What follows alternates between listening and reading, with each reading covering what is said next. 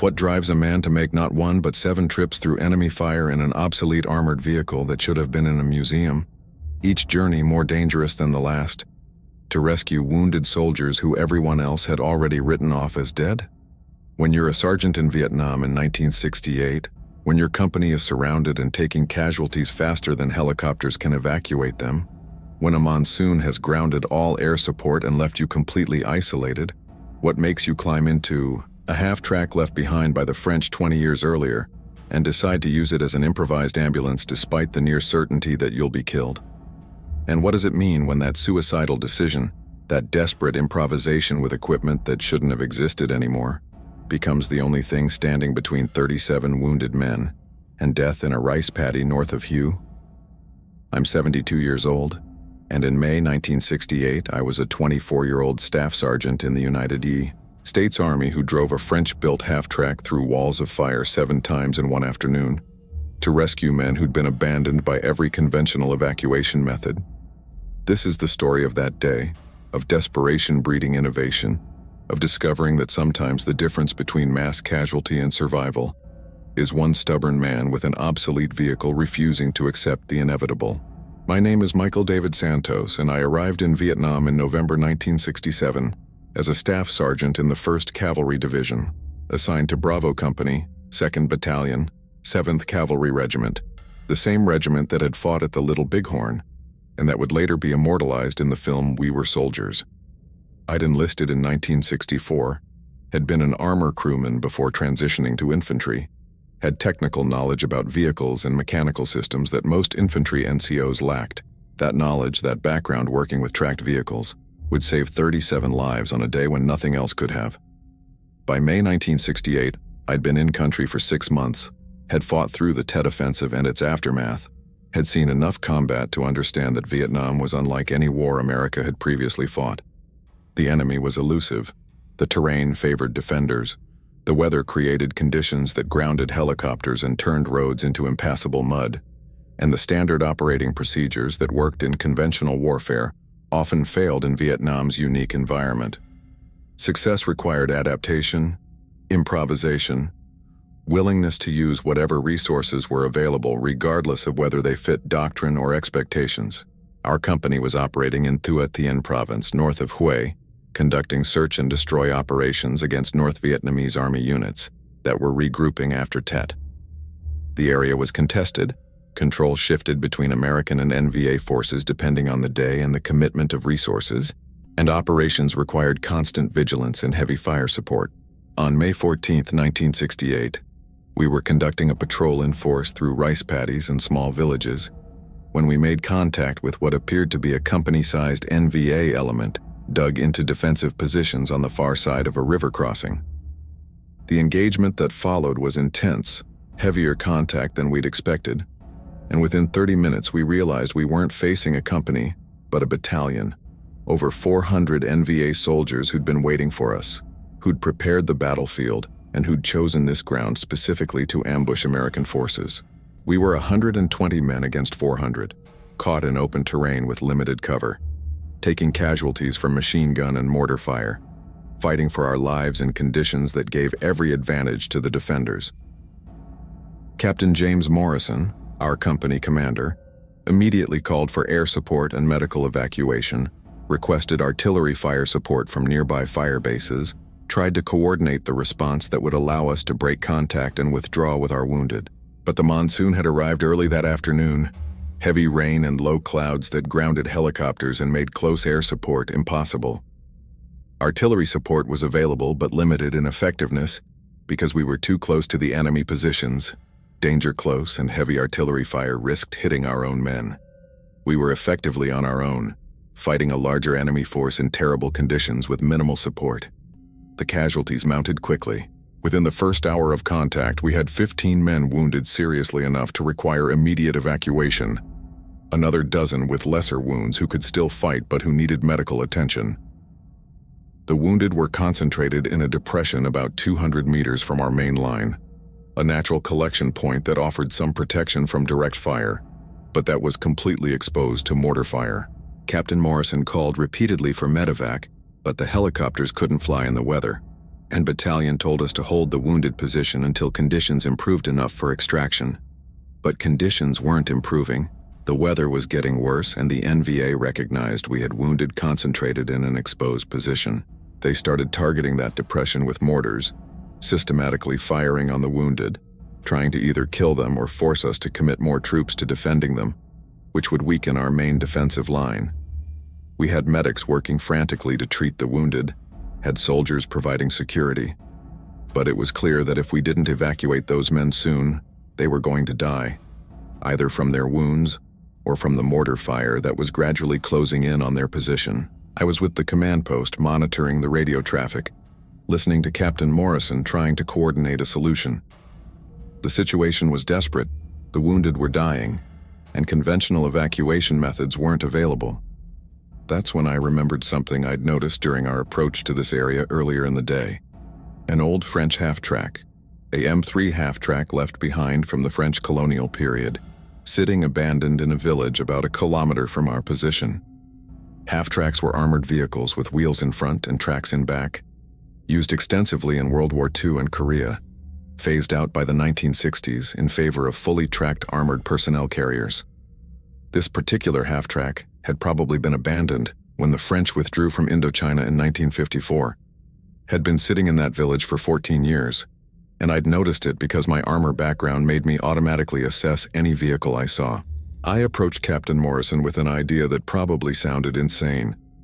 I'd take a small team, move to that village, see if the half-track was operational, and if it was, use it as an improvised armored ambulance to evacuate the wounded. The half-track's armor would provide protection that trucks didn't have. Its tracked rear end would give it mobility in muddy conditions that wheeled vehicles couldn't handle, and its design would allow us to load multiple wounded men per trip. Morrison looked at me like I'd lost my mind, pointed out that the half-track had been sitting abandoned for 14 years and probably didn't even run. That even if it did run, it would be a death trap moving through open terrain under fire, that I'd be killed before I made it 100 meters. But he also recognized we had no other options, that the wounded were dying and conventional evacuation wasn't coming, that my insane plan was the only plan anyone had offered. He gave me permission to try, assigned me 3 volunteers, and told me if the half-track worked and if I survived the first trip, I should make as many trips as needed to evacuate all the wounded. But he also told me clearly that he expected me to be killed, that he was authorizing this because desperate times required desperate measures, and that he'd rather lose 4 men trying to save the wounded than watch all the wounded die without attempting anything. The team I assembled consisted of Specialist Eddie Kowalski from Detroit, a mechanic who knew engines, PFC Tommy Rodriguez from San Antonio, a medic who could treat casualties during transport, and PFC James Wilson from rural Georgia, who'd grown up driving tractors and farm equipment and who understood tracked vehicles instinctively. We moved out from our perimeter, low-crawled through rice paddies, worked our way toward the village while NVA fire swept over our heads. The kilometer took us over an hour to cover, but we made it without casualties, reached the village, found the half-track exactly where I'd seen it. The vehicle was in rough shape, had been sitting exposed to weather for 14 years, was covered in rust and vegetation, had tires that were flat and tracks that were partly overgrown, but the basic structure was intact. The armor hadn't been penetrated, and when Kowalski opened the engine compartment, he found a 143 horsepower white 160AX engine that looked salvageable. The battery was dead, corrosion had affected the electrical system, fluids had long since evaporated, but the mechanical components seemed functional. Kowalski said if we could get fuel, if we could bypass the electrical system and hot-wire the engine, if we could free up the tracks and get some oil into the engine, we might be able to start it. It was a long shot, but we'd come this far and had nothing to lose. We scavenged fuel from an abandoned motorcycle in the village, found oil in a storage shed, used battery cables from a destroyed truck to create a makeshift power source. We worked on that half-track for 2 hours, Kowalski and Wilson doing the mechanical work while Rodriguez and I provided security, the sound of the battle raging in the background, the awareness that every minute we spent on this project was a minute the wounded were dying. But finally, impossibly, the engine turned over, caught, ran rough but ran, and we had a functional if barely operational armored vehicle. The half-track had no weapons, The machine gun mounts were empty, and the armor was thin by modern standards, wouldn't stop anything larger than small arms fire. But it ran, it had tracks that would handle mud, and it had space in the back for maybe 6 or 7 wounded men if we packed them in. I radioed Captain Morrison, reported we had a functional vehicle, received permission to attempt the first evacuation run. Morrison gave me the coordinates for the wounded position, told me the route we'd need to take, warned me that I'd be running a gauntlet through NVA fire for about 500 meters, advised me one more time that this was probably suicide but that he appreciated the attempt. I positioned myself in the driver's seat. Kowalski took the commander's position where he could navigate and spot threats. Rodriguez prepared the cargo area for wounded, and Wilson climbed on top with an M16 to provide what covering fire he could. We started moving, the half-track responding sluggishly but responding, the engine sputtering but running, the tracks churning through mud that would have stopped wheeled vehicles. The sound of the engine was distinctive, drew immediate attention from the NVA, who recognized vehicle movement and started concentrating fire on us. The first trip was terrifying beyond anything I'd experienced in 6 months of combat. We were moving at maybe 15 miles per hour across open ground, completely exposed with NVA machine guns and rifles firing from multiple positions. Bullets were hitting the armor constantly, the distinctive metallic ping of rounds impacting steel, some penetrating the thin armor and passing through the cargo area.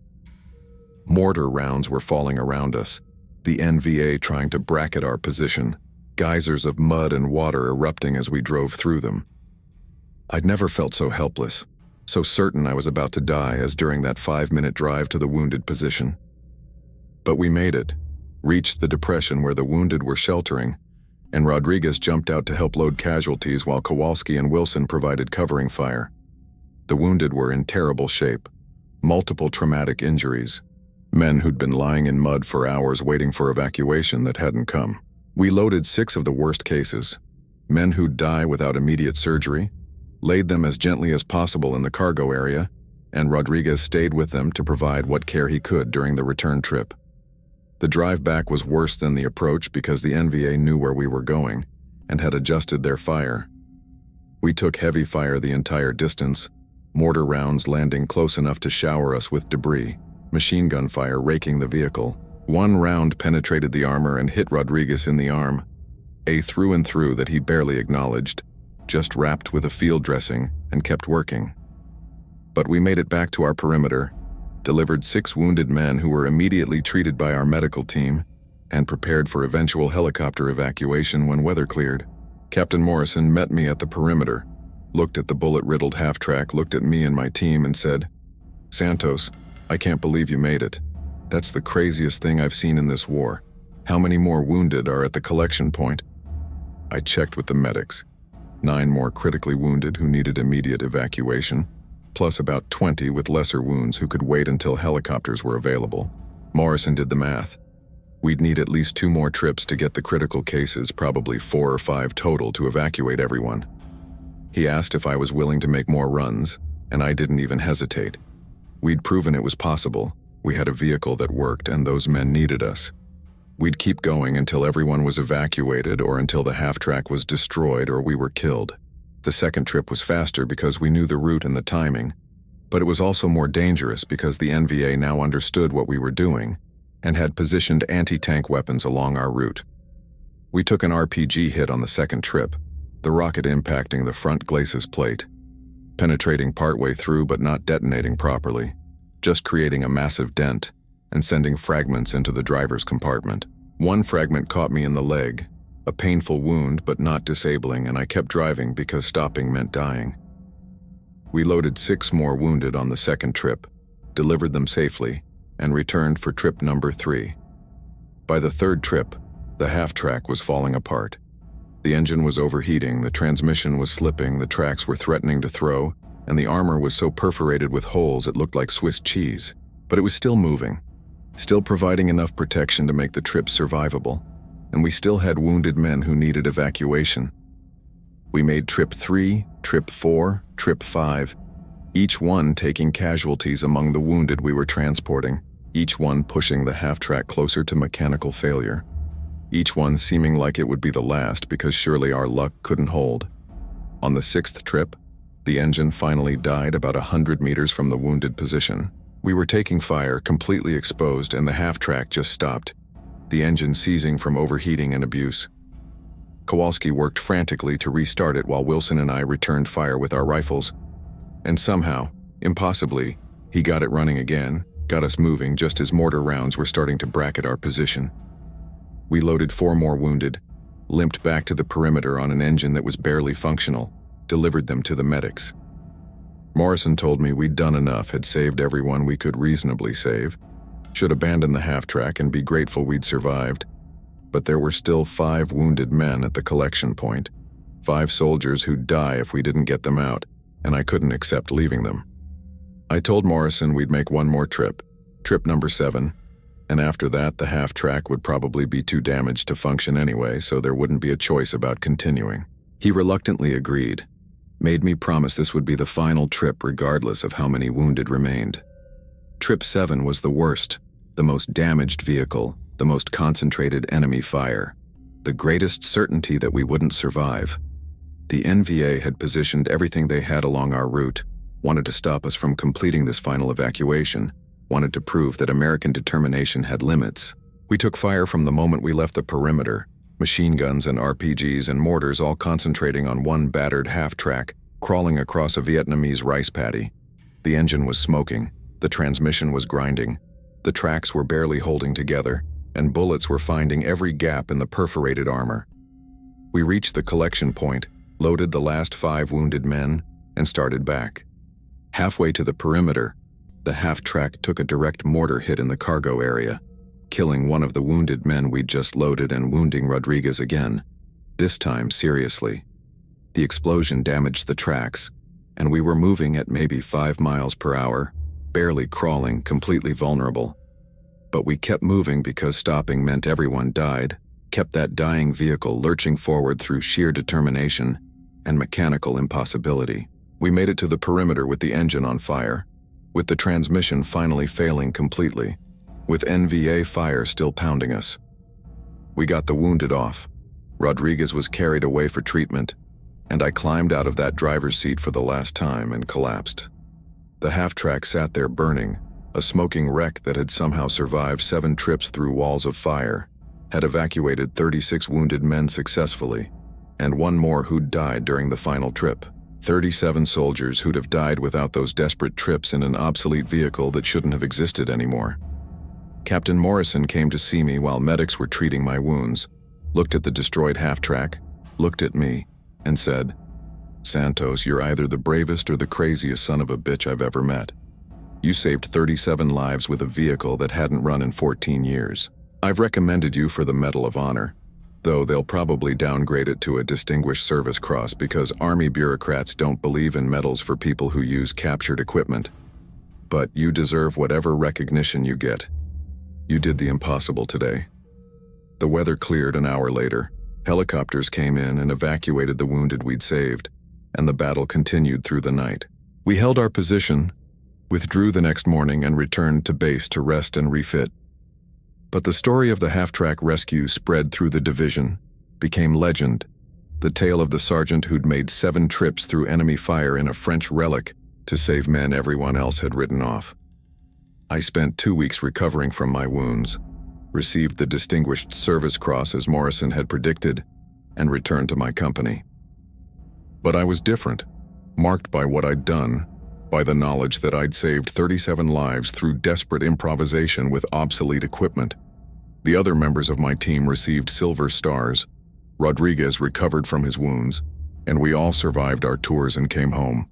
Kowalski died in 2015, Wilson in 2018. Rodriguez is still alive, living in Texas, and we talk occasionally about that day. He tells me he still has nightmares about that 7th trip, still sees that wounded man who died from the mortar hit, still wonders if we could have done something different to save him. I tell him we saved 36 others, that we did everything humanly possible, that some losses are inevitable in war. But the guilt remains, the knowledge that we couldn't save everyone despite our best efforts. The wounded men we saved, I've stayed in touch with some of them over the decades. They've had careers and families and full lives that they wouldn't have had if we'd left them in that rice paddy. One became a doctor, told me that surviving Vietnam inspired him to save other lives. Another became a teacher, said he felt obligated to make his continued existence worthwhile. A third wrote a book about his Vietnam experience, dedicated it to the men who'd saved him, preserved the story of the half-track rescue for history. I'm 72 years old now, and that day in May 1968 remains the defining experience of my life. I've had a successful career as a mechanical engineer, married and raised 3 children, lived a normal middle-class American life. But nothing I've done since compares to those 7 trips in a battered half-track. Those hours when everything depended on keeping a dying vehicle moving through walls of fire to reach men who needed us. The question I've pondered for 54 years is why I did it. What drove me to make those trips when rational calculation said I'd be killed? Part of it was duty, following orders, doing what needed to be done. Part of it was stubbornness, refusing to accept that those wounded men were beyond saving. Part of it was pride, wanting to prove that my background in armor and mechanical systems could contribute something meaningful. But mostly, I think, it was the simple inability to watch men die when I had even the slightest chance to save them. The half-track, that obsolete French relic, proved that old technology still has value, that in desperate situations the available beats the optimal, that improvisation and determination can triumph over doctrine and conventional wisdom. Military planners would never have approved using a 14-year-old abandoned half-track as a medical evacuation vehicle. Risk management protocols would have prohibited it. But we did it anyway because we had no other options, and it worked because we refused to accept failure. The broader lesson extends beyond military operations. Sometimes the tools we need already exist in unexpected places, waiting to be recognized and utilized. Sometimes solving impossible problems requires looking at available resources with fresh eyes, asking not whether something fits doctrine, but whether it can accomplish the mission. Sometimes survival depends on one person willing to try the thing everyone else says is impossible. The half-track was destroyed by our own forces after we abandoned it, blown up to prevent its use by the NVA. It exists now only in memories and in the official reports and in the stories told by the men who were there. But its legacy lives in 36 soldiers who survived to come home, in the families they raised, in the contributions they made to society. That legacy justifies everything, validates the risk, proves that sometimes one man with an obsolete vehicle can make the difference between mass casualty and survival.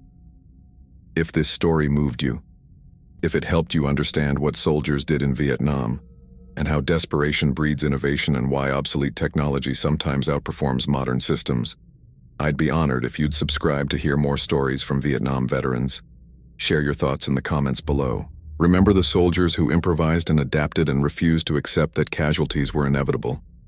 Remember that sometimes the difference between life and death is one stubborn man refusing to quit.